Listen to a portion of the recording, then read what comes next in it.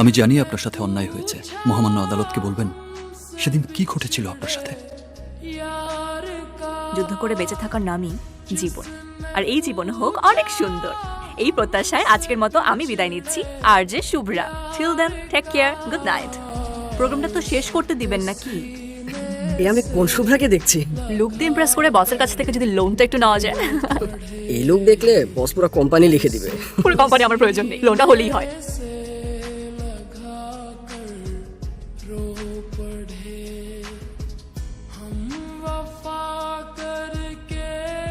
sir আপনি